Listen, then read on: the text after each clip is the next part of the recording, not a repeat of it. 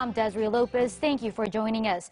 But before we get to that, we kick today off by meeting a remarkable family. Next month, the Valley Center for the Blind, a local nonprofit, will hold its annual fundraising event that's unlike any other. In a little bit, we'll sit down with the head of the center, Ken Workington, and his daughter, Shayla. You might remember her story. She lost her sight back in 2011. We now have more on now how she's doing and not letting the lack of her sight stop her from living life to the fullest. Back in March of 2011, Shayla Workington, a sophomore at Bullard High School, lost her sight after a violent car accident. She was on her way home after attending a youth event at People's Church when an impaired driver plowed into the car that she was riding in.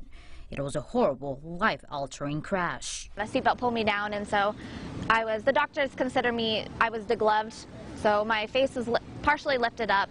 And both my eyes were crushed. Suddenly, Shayla was blind. Her life was changed forever, but she continues to defy all the odds. She somehow managed to finish high school at Bullard. She learned Braille and learned to walk, eat, sleep, and live without her sight. She then went on to graduate from Fresno State with her bachelor's degree in psychology with a minor in child development. Despite her loss, she still sees a light of hope in her life. By the grace of God and the doctors that He blessed me with, the family He blessed me with, the community, Fresno, that He blessed me with, all of that combined, I feel is what has allowed me to keep growing and improving. Growing and improving. Turns out it's a family thing. Years after the accident, Ken Workington, Shayla's father, was instrumental in reopening Fresno's Valley Center for the Blind. He says his daughter inspired him to help reopen the struggling center. Our family made a pact that we were going to persevere. You don't just stop doing what you need to do. You just find a new way. Thanks to the commitment of the Workington family, the center overcame some economic struggles and reopened in 2016. Ken Workington is now the executive director. It's not about what happened to us, it's what we're going to do with what we've been handed. The center provides technology, resources, and counseling for those who are visually impaired, just like Shayla. We teach them how to be as independent as they possibly can. Shayla says the center is like another home. Feeling of having, people there that, know how you feel. She also says even though her faith has been tested, she's focused on never giving up.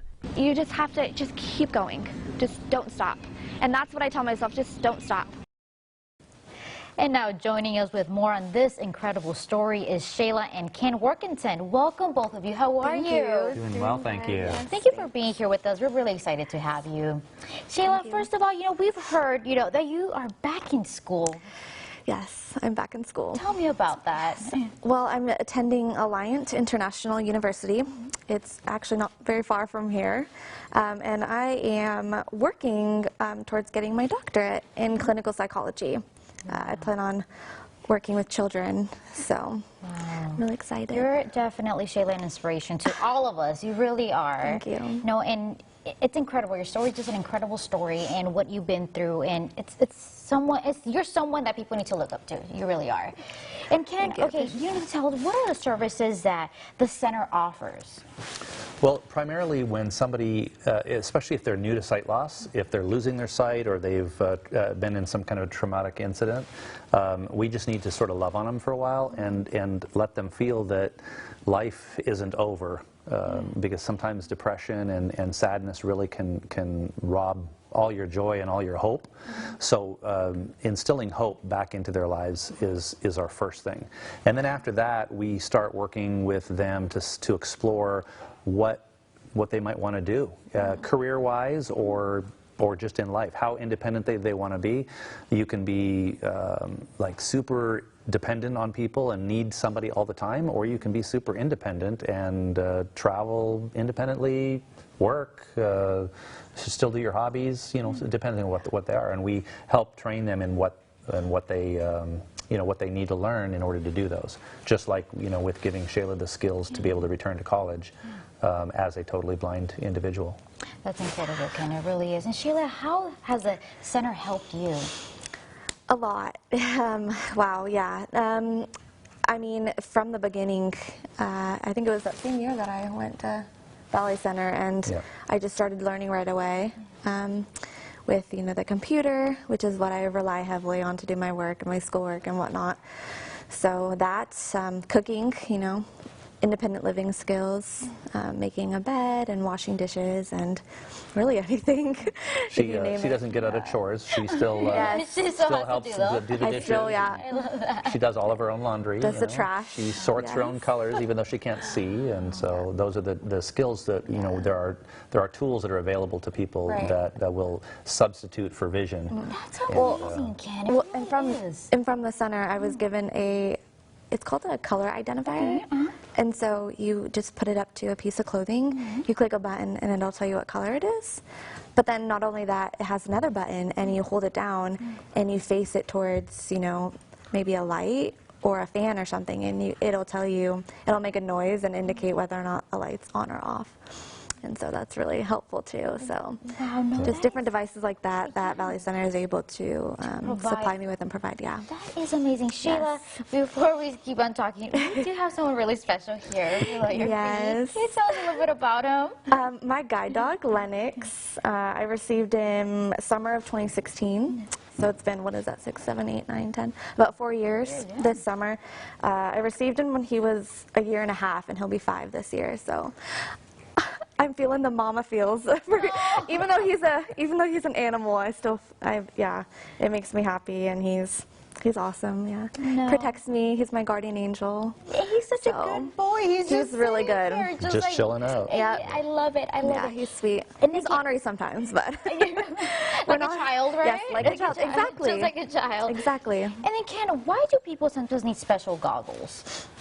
Tell us about those goggles. Well, there's different types of devices that can aid in vision, certain types of vision loss. We have several types of adaptations of those at the center that we try. Depending on the type of vision loss you have, you might need a different type of tool. So some people don't have any central vision, they only have peripheral, and so there's devices that help expand the peripheral vision and vice versa. There's devices that help with lighting because sometimes with certain retinal diseases, light is real glare and can cause a problem, and so there's various goggles like that. And then, okay, now that we're talking about those goggles, there's a fundraiser that you're going to be having, right? Tell us about that. Okay, well, so the goggles used at the fundraiser would be night vision goggles, and those we have a Dining in the Dark, which is our 3rd annual event, and it's a formal dinner which is done in darkness. Now, last year we had complete darkness, so you didn't have the option. It was you couldn't see your hand in front of your face, and then you have a relatively elegant dinner, and we don't tell you what you're going to eat. You don't get to pick your menu. We just make sure that you don't have any allergies or sensitivities, and then you get to experiment the aroma, the texture, and the flavor, and then it's up to your other senses to know what you're eating and to identify the different foods.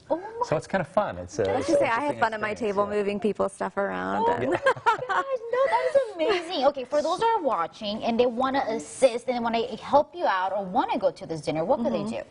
ValleyCenterForTheBlind.org is our website, and they can go on and learn more about the event there or sign up. We'll have a blind wine tasting for the first time from Solitary Cellars.